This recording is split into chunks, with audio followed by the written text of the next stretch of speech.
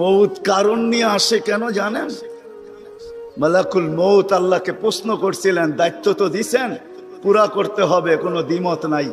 কিন্তু মনে ভাবে মানুষ সারাদিন আমার নামের চর্চা করবে, খালি বলবে এই লোকটার কোনো কাজ নাই, শুধু সারাদিন গাজীপুরে ঘুরতে থাকে, যাকে মনে চায় তাকে উঠায় নিতে থাকে, সারাদিন আমার আলোচনা করবে, মানুষের মুখে মুখে থাকবে।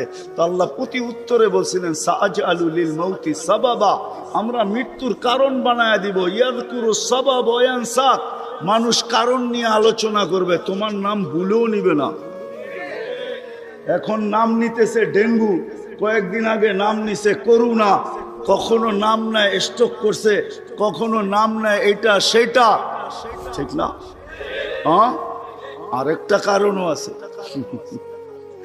শুধু নবীজির দিকে তাকাইয়া এই উম্মতের জন্য আল্লাহ এটা করছেন।